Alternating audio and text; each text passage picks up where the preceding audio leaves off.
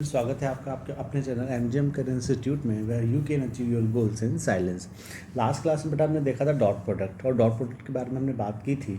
अब उसी कड़ी में जो अगला टॉपिक हम आज लेंगे बेटा वो है वेक्टर प्रोडक्ट यानी क्रॉस प्रोडक्ट। ठीक है, हमने देखा था मल्टीप्लिकेशन और वेक्टर कितने तरह का होता है, दो तरह का होता है, डॉट प्रोडक्ट और क्रॉस प्रोडक्ट। तो डॉट प्रोडक्ट की बात हम कर चुके थे। अब हम बात करेंगे क्रॉस प्रोडक्ट की आज के लेक्चर में। बट आज का लेक्चर स्टार्ट करने से पहले आपने हमारे चैनल को अभी तक सब्सक्राइब नहीं किया हो तो तुरंत हमारे चैनल को सब्सक्राइब करें ताकि आने वाले वीडियोज़ की नोटिफिकेशन सबसे पहले आपको मिलता रहे। तो स्टार्ट करते हैं बेटा आज का lecture, that is vector product और क्रॉस प्रोडक्ट। अब डॉट प्रोडक्ट की हमने जो डेफिनेशन दी थी वो क्या दी थी बेटा हमने, कि अगर हम दो वेक्टर्स को मल्टीप्लाई कर रहे हैं, ठीक है, और उनका जो रिजल्टेंट है या उनका जो प्रोडक्ट है, बेसिकली अगर वो हमें एक स्केलर क्वांटिटी मिलती है तो हम उस प्रोडक्ट को क्या बोलते हैं, डॉट प्रोडक्ट बोलते हैं या फिर स्केलर प्रोडक्ट बोलते हैं। ठीक है, यही थी डेफिनेशन।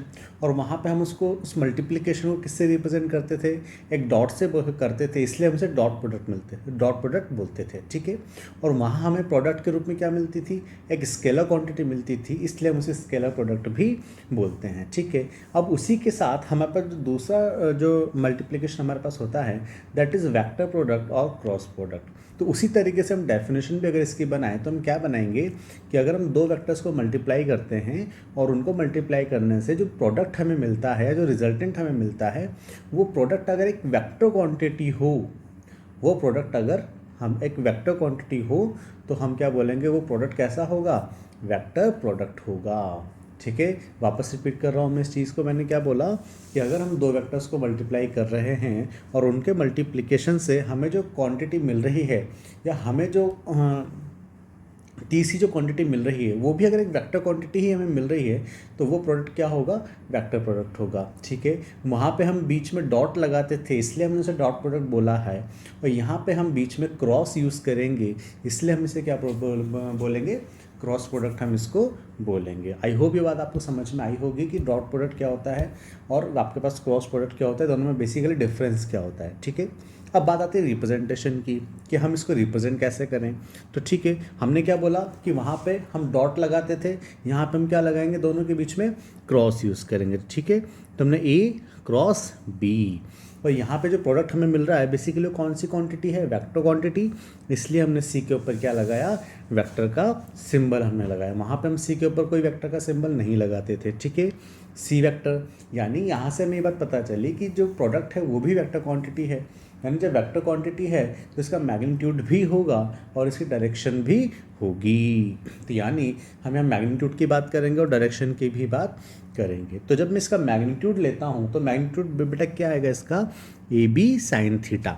वहाँ पे क्या आता था, A B cos theta dot product में, यहाँ पे मैग्नीट्यूड क्या आ जाएगा, ए बी साइन थीटा। ठीक है, और अब रही बात डायरेक्शन की, तो मैंने आपको बताया है कि पूरी फिजिक्स में जब भी आप किसी वेक्टर के डायरेक्शन की बात करोगे तो आप किसको पिक्चर में लेकर आओगे, यूनिट वेक्टर को। ठीक है, तो इस सी वेक्टर का मैग्नीट्यूड तो हमारे पास ये हो गया ए बी साइन थीटा, और सी वेक्टर की डायरेक्शन हम किससे देंगे, इस एन कैप से देंगे, दैट इज़ यूनिट वेक्टर से। ठीक है, तो ये आपके पास मैग्नीट्यूड हो गया सी वेक्टर का, ये आपके पास डायरेक्शन हो गई सी वेक्टर की। ठीक है, अब अगर मुझे एन कैप की वैल्यू निकालनी हो तो मैं क्या निकालूंगा, a cross b upon a B sine theta. अभी ए क्रॉस भी हम कैसे निकालेंगे ये हम आगे के लेक्चर में, अभी जैसे हमारा लेक्चर आगे कंटिन्यू होगा हम उसमें निकालना सीखेंगे। ठीक है, अभी एन कैप का फॉर्मूला हमारे पास क्या आता है, a cross b upon a B sine theta. ठीक है, अब यहाँ से इंपॉर्टेंट बात बेटा क्या निकल के आती है, ये आपके पास ए और बी आपके पास दो वेक्टर्स हैं।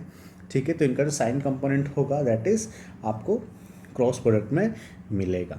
ठीक है, अब यहाँ से आपको जो बात निकल के आती है बेटा वो क्या आती है, जो सी वेक्टर होगा वो आपके हमेशा क्या होगा, ए और बी जिस प्लेन में लाई कर रहे हैं उस प्लेन के परपेंडिकुलर होगा। ठीक है, सी वेक्टर की जो डायरेक्शन होगी वो क्या होगी कि जिस प्लेन में ए और बी वेक्टर दोनों लाई कर रहे हैं उस प्लेन के परपेंडिकुलर सी वेक्टर की डायरेक्शन होगी। जैसे मैंने बोला कि एक्स वेक्टर मेरे पास ये रहा, ठीक है, और ये वाई वेक्टर मेरे पास ये रहा, मतलब एक्स वाई प्लेन है। ठीक है, अब ए और बी वेक्टर यहीं कहीं लाई कर रहे हैं, ए वेक्टर हो गया, ये कहीं बी वेक्टर हो गया। ठीक है, तो अब ए और बी वेक्टर किस प्लेन में है, एक्स वाई प्लेन में है। ठीक है, तो जो सी वेक्टर होगा ए क्रॉस बी, उसके डायरेक्शन क्या होगी, इन दोनों के परपेंडिकुलर। तो इन दोनों के परपेंडिकुलर आपके पास जो डायरेक्शन आएगी वो कौन सी, वो किसकी डायरेक्शन आएगी, जेड एक्सिस की परपेंडिकुलर। ठीक है, तो यानी जो सी वेक्टर की डायरेक्शन होगी वो किस डायरेक्शन में होगी, जेड डायरेक्शन में। अब वो प्लस जेड होगी या माइनस जेड होगी, ये हम देखेंगे कि वेक्टर की डायरेक्शन हम कैसे निकालें। वैसे हमने देखा था बेसिक मैथ्स में कि राइट हैंड रूल से हम वेक्टर की डायरेक्शन हम निकालते हैं। ठीक है, तो अब हम ये आगे और देखेंगे उसको। ठीक है, तो यहाँ से हमने क्या देखा कि जो सी वेक्टर की डायरेक्शन है बेसिकली क्या होगी, ए और बी जिस प्लेन में है उस प्लेन के परपेंडिकुलर होगी। ठीक है, अब जब ए और बी दो जिस प्लेन में है उसके परपेंडिकुलर अगर सी आपके पास होगा तो डेफिनेटली जो सी है वो ए के भी परपेंडिकुलर होगा, हाँ या ना। जो सी है वो ए के भी परपेंडिकुलर होगा और सी बी के भी परपेंडिकुलर होगा। ठीक है, सी बी के भी परपेंडिकुलर होगा। जब सी ए और बी दोनों के परपेंडिकुलर है तो बेसिकली सी ए प्लस बी के भी परपेंडिकुलर होगा, हाँ या ना। और सी ए माइनस बी के भी परपेंडिकुलर होगा, बिकॉज ए प्लस बी जब हम एडिशन या सब्ट्रैक्शन करते हैं तो बेसिकली जो रिजल्टेंट हमें मिलता है वो सेम प्लेन में हमें मिलता है। ठीक है, तो ए और बी जिस प्लेन में होंगे उसी प्लेन में ए प्लस बी भी होगा और ए माइनस बी भी होगा। ठीक है, तो यानी यहाँ से हमने क्या बोला कि जो सी वेक्टर होगा ए और बी दोनों के परपेंडिकुलर होगा, तो यानी ए के परपेंडिकुलर भी होगा, बी के परपेंडिकुलर भी होगा, तो ए प्लस बी के परपेंडिकुलर भी होगा और ए माइनस बी के परपेंडिकुलर भी होगा। ठीक है, तो यहाँ से हम क्या लिख सकते हैं बेटा, यहाँ पे देखो जब सी और ए, मैंने क्या बोला था कि जब भी पूरी फिजिक्स में अगर दो वेक्टर्स परपेंडिकुलर हैं तो उनका डॉट प्रोडक्ट हमेशा कितना होगा, ज़ीरो होगा। That is c vector dot a vector, ये कितना हो जाएगा, zero. This implies c vector dot b vector भी कितना हो जाएगा, zero. This implies c vector dot a plus b का वेक्टर भी कितना हो जाएगा, ज़ीरो। ठीक है, और आपके पास c vector dot a vector minus b vector भी कितना हो जाएगा, ज़ीरो आपके पास हो जाएगा। ठीक है, तो आई होप ये बात आपको समझ में आई होगी। ठीक है, अब हम जो एन कैप की बात कर रहे थे कि हम डायरेक्शन निकालेंगे प्लस जेड में होगा माइनस जेड में होगा, बिकॉज परपेंडिकुलर डायरेक्शन दोनों होती हैं। ठीक है, आपके प्लस जेड भी आपके पास यानी ऊपर की तरफ भी परपेंडिकुलर होगा और नीचे की तरफ भी परपेंडिकुलर होगा, तो वो कैसे निकालें, तो वो निकालने का हमारे पास एक सिंपल सा फॉर्मूला है, that is right hand thumb rule. ठीक है, राइट हैंड थंब रूल से हम डायरेक्शन कैसे निकालेंगे बेटा, आपको क्या करना है कि अपना राइट हैंड लो। ठीक है, जो डायग्राम आपको दिख रहा है अपनी स्क्रीन पे, बिल्कुल आप उसी डायरेक्शन पे जैसा मैं बोलता जा रहा हूँ बस वैसा आप करते चलो। अपना राइट हैंड लो, ठीक है, और राइट हैंड की जो फिंगर्स हैं उनको आप ए की डायरेक्शन में रख दो। ठीक है, हमें क्या निकालना है, ए क्रॉस बी की वैल्यू हमें निकालनी है। ठीक है, तो जो सी वेक्टर है बेसिकली वो हमारे पास क्या है, a cross B. A cross B मतलब हमें ए से बी की तरफ जाना है। तो जब ए से बी की तरफ हमें जाना है तो पहले हम ए पे तो चले, तो हम सबसे पहले क्या करेंगे, जो फिंगर्स है हमारे राइट हैंड की उसको स्ट्रैच करके ए की डायरेक्शन में हमने रख दिया। ठीक है, ए की डायरेक्शन में रख दिया। अब यहाँ से हमें क्योंकि ए से बी की तरफ जाना है तो अब इन फिंगर्स को मैं बी की तरफ रोटेट करूँगा, यानी बी की तरफ मैं इनको कर्व दूंगा। ठीक है, बी की तरफ मैं इसका कर्वेचर दूंगा या बी की डायरेक्शन में इसको घुमाऊंगा। ठीक है, देखो ए आपके पास राइट हैंड साइड में होगा, ठीक है, और बी आपके सामने की तरफ होगा, तो मैं क्या करूँगा, इन उंगलियों को ए से बी की तरफ घुमाऊंगा। लेकिन ए से बी की तरफ जाने के आपके पास दो रास्ते हैं। दो रास्ते कौन कौन से हैं बेटा, पहला रास्ता तो है आपके पास ये वाला रास्ता, ठीक है, और दूसरा रास्ता है आपके पास ए से बी की तरफ जाने का ये वाला रास्ता। ये पहला वाला, ये दूसरा वाला। तो हमें कौन सा यूज़ करना है, हमें हमेशा कौन सा पाथ यूज़ लेना है, छोटा वाला। यानी सबसे पहले आप क्या करेंगे, अपनी जो राइट हैंड की फिंगर से ध्यान रखना बेटा, हमेशा राइट हैंड ही लेना है, लेफ्ट हैंड आपको कभी नहीं लेना है। अपनी राइट हैंड के फिंगर्स को स्ट्रेच करके अगर आपको ए क्रॉस बी निकालना है तो ए की डायरेक्शन में रखो, अगर आपको बी क्रॉस ए निकालना है तो बी के डायरेक्शन में रखो। यहाँ पे हमें ए क्रॉस बी निकालना है तो मैं ए की डायरेक्शन में इसको रख दूंगा। ठीक है, तो अब मैं इसे छोटे एंगल के थ्रू बी के डायरेक्शन में लेके जाऊंगा, तो जो मेरा थंब की डायरेक्शन होगी बेसिकली वही मेरे पास क्या होगी, सी वेक्टर की डायरेक्शन होगी। मैं क्या बोला मैंने कि अगर मुझे ए क्रॉस बी निकालना है तो मैं राइट हैंड के फिंगर्स को एक ही डायरेक्शन में रखूँगा और वहाँ से छोटे एंगल के थ्रू एक फिंगर्स को मेरी बी की तरफ मैं रोटेट करूँगा, बी की तरफ मैं घुमाऊँगा, तो जो थंब की डायरेक्शन मेरे पास होगी that will be direction of vector C. I hope ये बात आपको समझ में आई होगी।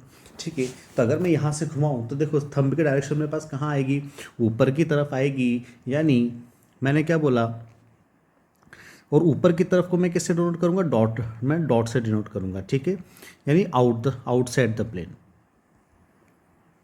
या हम इसको यूँ भी बोल सकते हैं, आउटसाइड द प्लेन। ठीक है, या अलोंग और अलोंग पॉजिटिव जेड एक्सिस। ठीक है, और इसको हम किससे डिनोट करेंगे, डॉट से डिनोट करेंगे। ठीक है, इस बात का हमेशा ध्यान रखना, जब भी आपके पास जो डायरेक्शन है अगर वो आपसे दूर जा रही है, अगर वो आपसे दूर जा रही है तो हम उसे क्या लेंगे, हम डॉट लेंगे, और अगर वो आपके पास आ रही है तो हम उसे क्रॉस लेंगे। ठीक है, आप इसको ऐसे भी ध्यान रख सकते हो कि अगर आउटवर्ड्स है, अगर आउटवर्ड्स है, ठीक है, तो आप क्या लोगे, डॉट लोगे। ठीक है, और अगर इनटू द प्लेन है, इनटू द प्लेन है तो उसको हम किससे रिप्रेजेंट करेंगे, क्रॉस से हम रिप्रेजेंट करेंगे।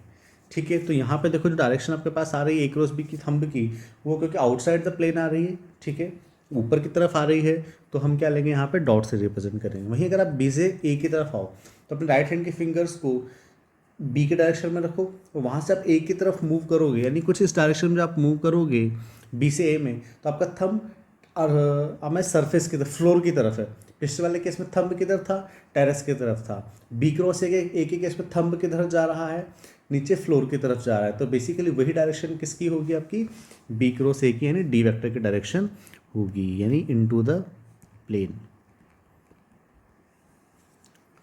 और along negative Z axis, this implies cross.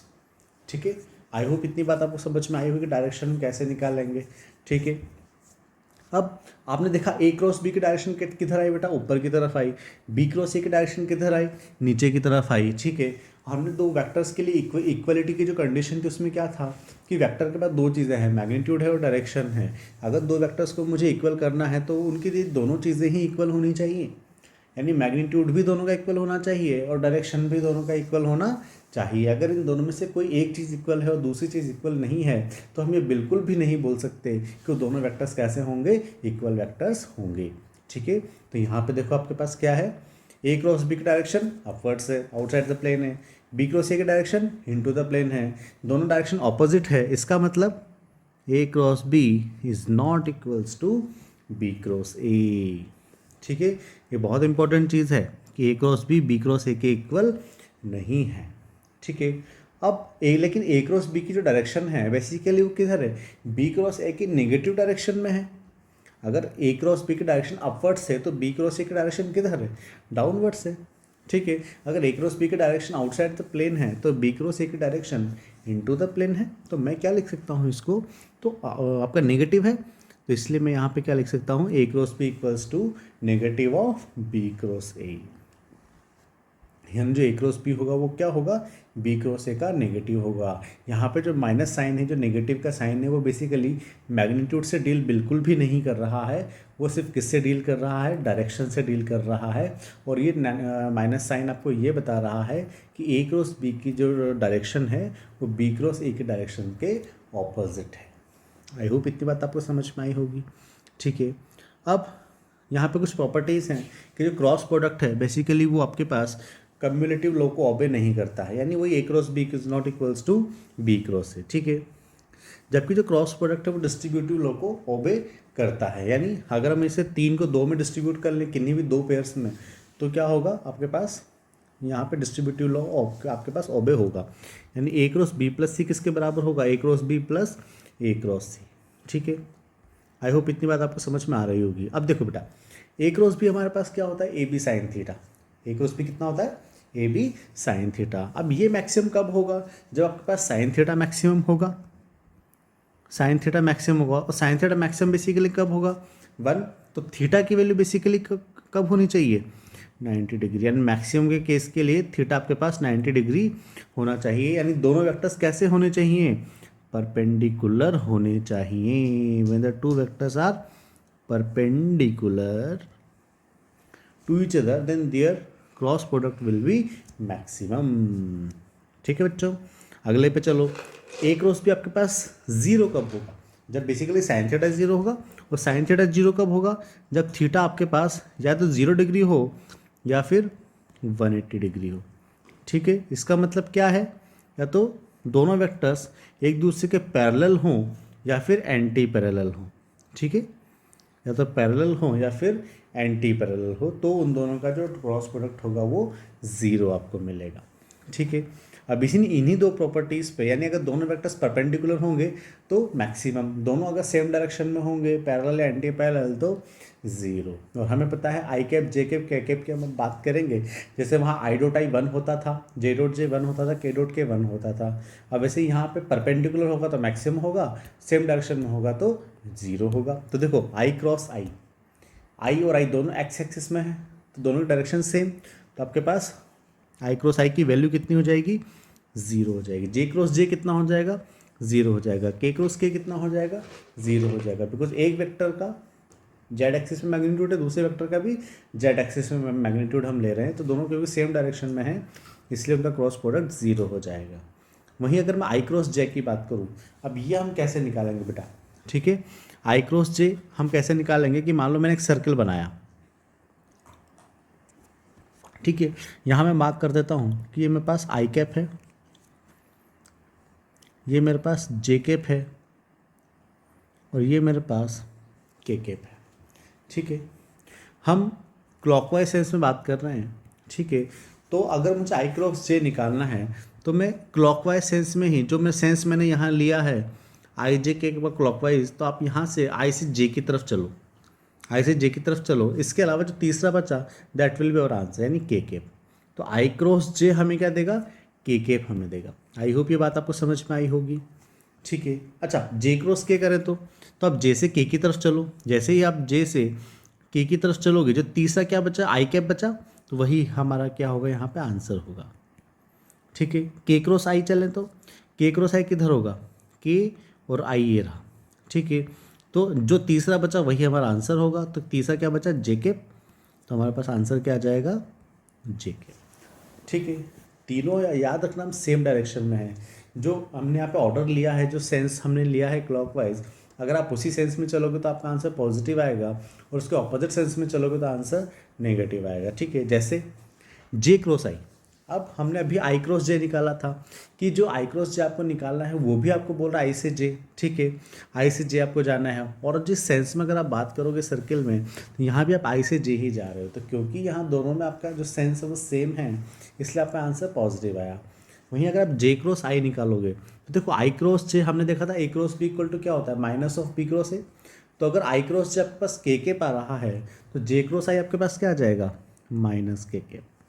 ठीक है, उसी तरीके से अगर जे क्रॉस के आपके पास आई कैप आ रहा है तो के क्रॉस जे आपके पास क्या आ जाएगा बेटा, माइनस आई कैप। ठीक है, अगर के क्रॉस आई आपके पास जे कैप आ रहा है तो के कैप क्रॉस तो सॉरी आई कैप क्रॉस के कैप आपके पास क्या आ जाएगा, माइनस जे कैप आपके पास आ जाएगा। ये आपको ध्यान रखना है, इसका कोई दूसरा अल्टरनेटिव नहीं है। ठीक है बच्चों, आई होप इतनी बात आपको समझ में आई होगी। अब ये हमने डायरेक्शन तो निकाल ली, किसी भी जो वेक्टर आपके पास है उसकी डायरेक्शन तो हमने निकाल ली। अब उसका मैग्नीट्यूड भी हमें निकालना है कि जो ए क्रॉस बी का मैग्नीट्यूड मैं कैसे निकालूं।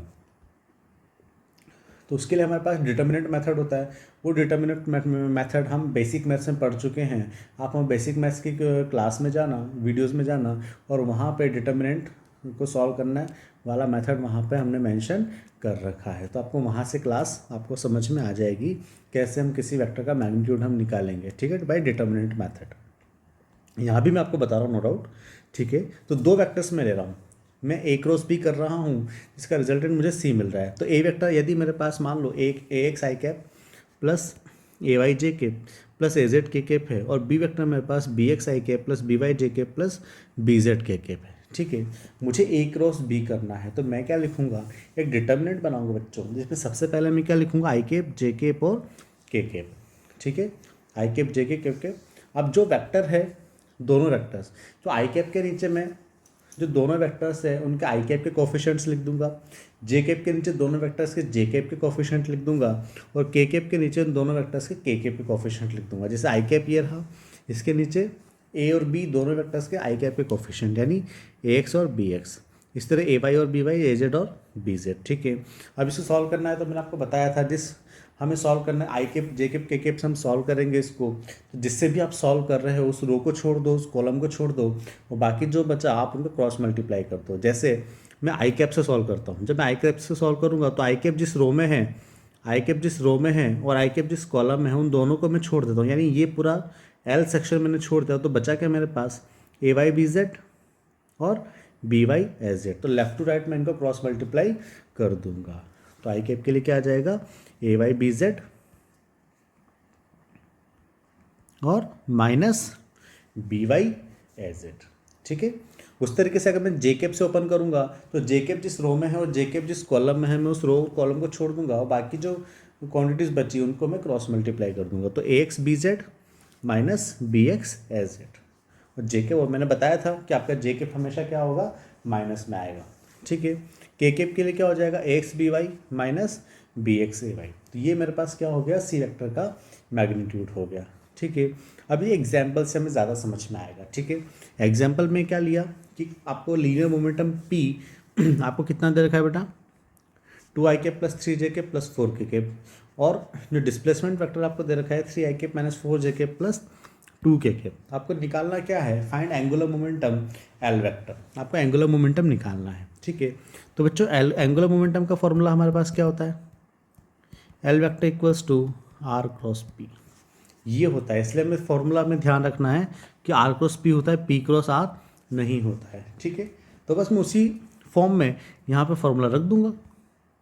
तो एल वेक्टर का magnitude equals to I cap J cap और के कैप। ठीक है, तो सबसे पहले कि मैं आर क्रॉस पी कर रहा हूँ, तो मैं आर के कोफिशिएंट लिखूँगा, तो 2 3 4 सॉरी आर के लिखने हैं, तो 3 माइनस 4 और 2। ठीक है, अब मैं पी के लिखूँगा नीचे, 2 3 और 4। अब मैं इसको सॉल्व कर लेता हूँ। ठीक है, तो जब मैं इसको सॉल्व करता हूँ तो एल मेरे पास कितना, मैं सबसे पहले आई कैप से सॉल्व करता हूँ, तो आई कैप बेटा कितना आ जाएगा, आई कैप को छोड़ के ये -16 -6। ठीक है, माइनस ये 16 मेरे पास ही हो जाएगा, 4 × 4 और -6 यानी -22 आई कैप। ठीक है, फिर माइनस जे कैप, अब जे कैप से कर लेते हैं, तो कितना हो जाएगा, 3 4 जा 12 -4। ठीक है, ये जे कैप है, तो ये वाला कॉलम मैंने छोड़ दिया, ये वाली रो मैंने छोड़ दी, तो बचा क्या, 4 3 जा 12 -4, 12 - 4 कितना हो जाएगा, 8, तो 8 माइनस जे कैप इंटू 8 प्लस के कैप। अब के कैप से कर देते हैं, तो के कैप किस कॉलम रो कॉलम में है उनको मैं छोड़ देता हूँ, लाइक ये रो और ये कॉलम मैंने छोड़ा, तो बचा क्या, ये 3 3 जा 9 और 9 -8 यानी 17। ठीक है, तो ये कितना हो जाएगा, 17 के। ठीक है, तो यहाँ से जो एल वेक्टर मेरे पास आया बेटा, वो बेसिकली क्या आ गया मेरे पास, -22 आई कैप -8 जे कैप प्लस 17 के कैप इज द आंसर। ठीक है, ये मेरे पास एल वेक्टर आ गया। अब जब एल वेक्टर मेरे पास आ गया, तो यहाँ पे मैं इसका मैग्नीट्यूड अगर मुझे निकालना होगा, तो मैं कैसे निकाल लूँगा, वही मैग्नीट्यूड वाला formula, 22 square plus 8 square plus 17 square, तो वो हमारे पास क्या आ जाएगा, इसका मैग्नीट्यूड आ जाएगा। ठीक है, ये बेसिकली मेरे पास एल वेक्टर यानी ए क्रॉस बी का सी वेक्टर मेरे पास आ गया। इस तरीके से नेक्स्ट क्वेश्चन अपने पास है कि आपको क्या दे रखा है, एफ वेक्टर आपको दे रखा है आई कैप माइनस जे कैप प्लस के कैप, और आर वेक्टर आपको दे रखा है 3 आई कैप प्लस 2 जे कैप माइनस 2 के कैप। अब आपको टॉ निकालना है। टॉ का फॉर्मूला बेटा क्या होता है, tau vector equals to R vector cross F vector. ठीक है, ये हमारे पास फॉर्मूला होता है। अगर आपको पहले वाला क्वेश्चन समझ में आ गया है और मुझे लगता है आ गया होगा, तो आप वीडियो को पॉज करो और अब ये वाला क्वेश्चन आप अपने आप सॉल्व करो। ठीक है, टॉ वेक्टर यहाँ से क्या आ जाएगा, आई कैप, जे कैप और के कैप। आई कैप क्या है, अब देखो क्योंकि आर क्रॉस एफ करना है तो मैं आर को पहले लिखूंगा, तो 3 2 -2। अब एफ को लिखूंगा तो 1 -1 और 1। बस अब इसको मुझे सॉल्व करना है आगे। तो यहाँ से टॉ वेक्टर मेरे पास कितना आ जाएगा, ये आई कैप। अब आई कैप क्या होगा, आई को जिस रो में हो उस रो को छोड़ दूँ, जिस कॉलम में उस कॉलम को छोड़ दूँ, तो बचा क्या मेरे पास, ये छोड़ दूंगा तो 2 -2 यानी बेसिकली 0। ठीक है, 2 -2, तो 2 -2 कितना हो जाएगा, 0, ये 0 हो गया। ठीक है, फिर माइनस जे कैप। ठीक है, अब माइनस जे कैप मुझे देखना है, तो जे कैप ये रहा, इस कॉलम को छोड़ दूंगा, इस रो को छोड़ दूंगा, बचा क्या, 3 1 जा 3, 3 + 2 यानी 5, तो -5 जे कैप प्लस के कैप। ठीक है, के कैप अगर तो जिस रो में के कैप है उसको छोड़ दूंगा, जिस कॉलम में के कैप है उसको छोड़ दूंगा, बचा क्या, ये -3 और -2 यानी -4। 3 × -1 -3 हो जाएगा, -2 ही हो जाएगा, तो -3 -2 कितना हो जाएगा, -5। ठीक है, -5, तो -5 के कैप। तो बेसिकली टॉ वेक्टर आपके पास कितना आया, -5 जे कैप और -5 के कैप। ठीक है बच्चा, तो आई होप आपको ये समझ में आया होगा। इस तरीके से हमने टॉ वेक्टर निकाल लिया। तो ये था हमारे पास क्रॉस प्रोडक्ट। कुछ एक हल्के से कुछ प्रॉपर्टीज़ और हैं, एक दो प्रॉपर्टीज़ वो हम देखेंगे, और उसके बेस कुछ वेक्टर प्रोडक्ट के कुछ और क्वेश्चंस हम करेंगे। उससे वेक्टर को कल हम फिनिश कर देंगे, नेक्स्ट वीडियो में हम वेक्टर को कंप्लीट कर देंगे। आई होप इतना पार्ट आपको समझ में आया होगा। अगर कोई भी दिक्कत आपको लगती है तो कमेंट सेक्शन में आप कमेंट करके हमें ज़रूर बताइए। Thank you.